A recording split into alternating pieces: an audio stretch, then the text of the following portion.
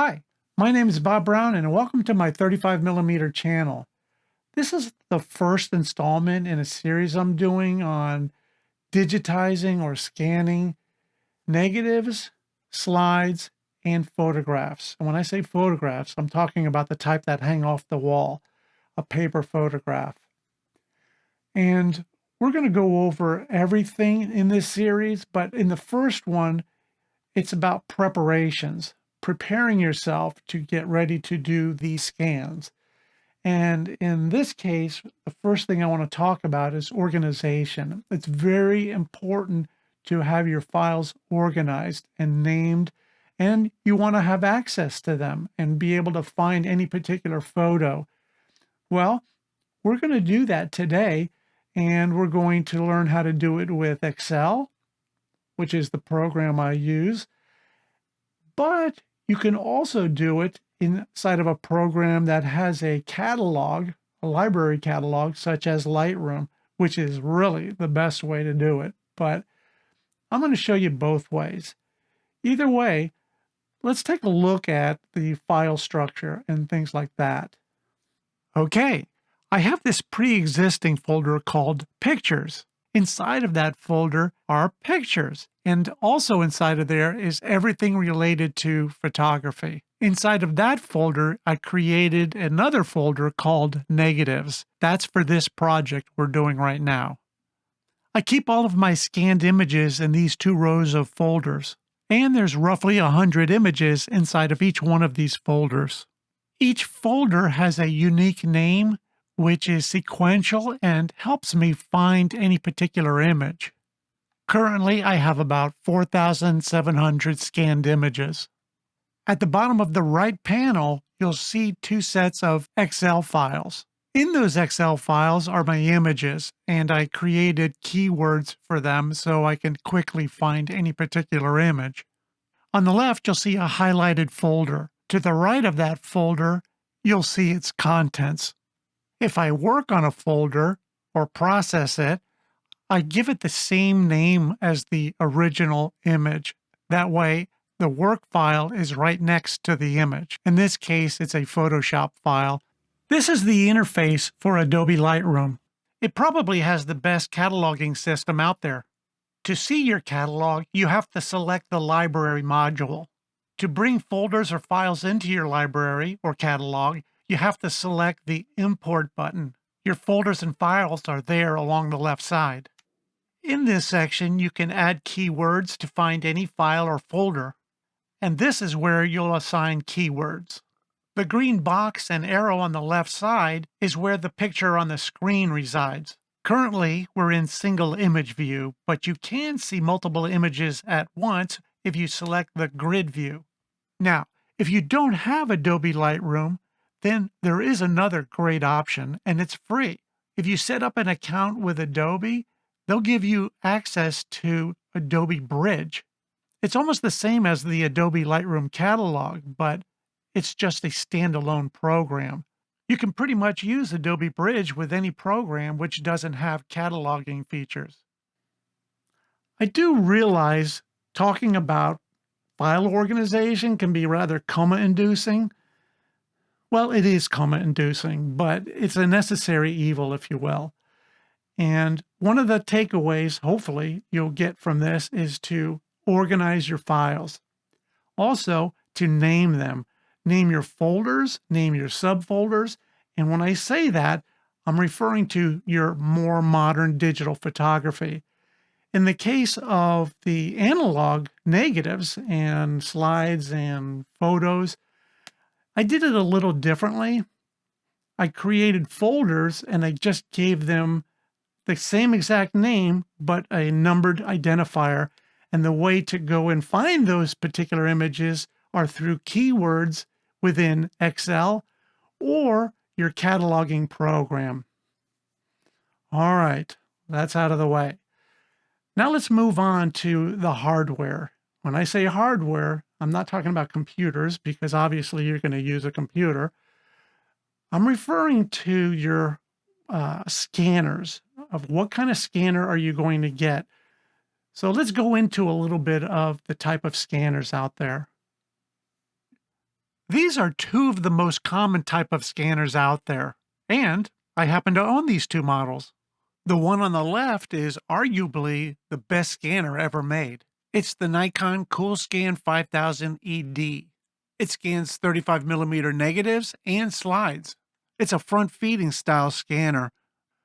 I do want to mention one thing about that Nikon scanner, and that is it's been long out of production. I mean, long out. We're talking 2006, maybe 2007.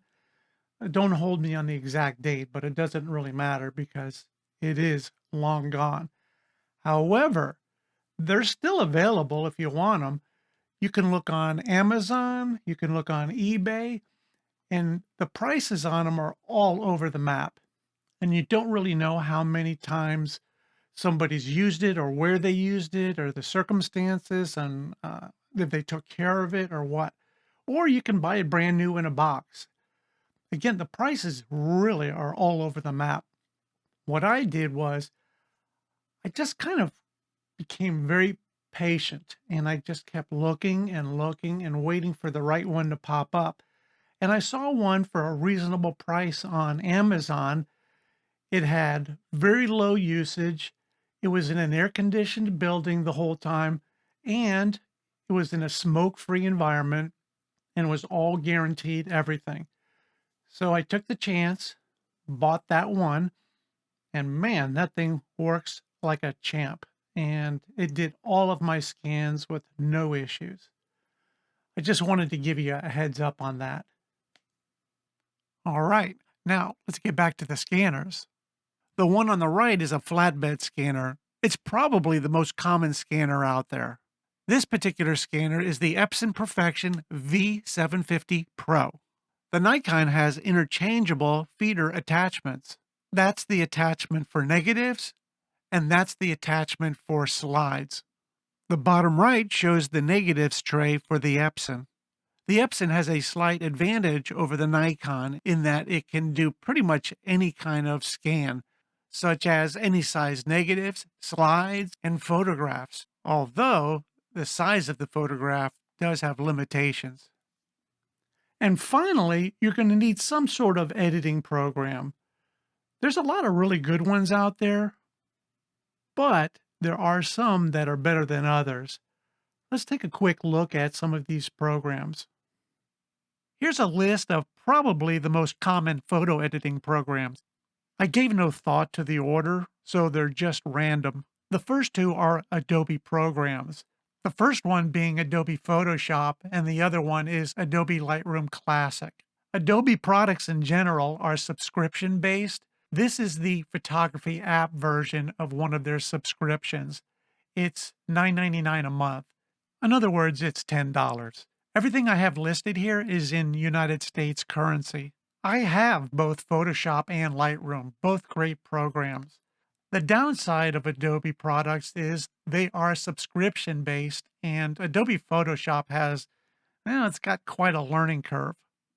The next one on my list is On1 Photo Raw. That's about $100. Below that is ACDC Photo Studio, which is pretty much $100 also. The next one is DxO Photo Lab, which is $229. A little pricey, but it's still, again, a really good program. Then there's Corel Paint Shop Pro, and you can pick that up at Amazon for $70. I haven't used Corel Paint Shop Pro in like almost forever. Next up is Affinity Photo. Affinity Photo is a really good program. It's probably the closest to Adobe Photoshop out there. It's $35. And the last one is GIMP. Yes, that's the name of the program. GIMP has the best price of everybody. It's free. Not too shabby, huh? Anyway, it's an open source program, so anyone can use it. I suppose the biggest problem with GIMP is they've kind of fallen behind these other programs because they haven't really kept up with updates. However, I did go to their website and, well, they're getting ready, it looks like, to do a really big update. Well, that's pretty much it for part one, which was file organization, hardware, and the software you'll need. I'm going to close out with, I think, I'm going to show you some images I took over the years so you can watch them or not watch them, whatever you want to do. However, I was a pretty serious photographer back in the day. I just happened to have my very first camera. Okay, well, this one wasn't my first camera. This one is the Kodak Instamatic 404. Almost fell out of my head. That's not really the one I had. The one I had was the model before that, which was the Kodak 104. My very first 35 millimeter camera, and that's it right there, was a Canon TLB. Excellent camera. And then after that camera, I got real serious and I got the Canon F1. This is a professional grade camera, and man, does this thing take great pictures. Oh, but there's more. And then after that, well, in conjunction with, I got the Leica M6.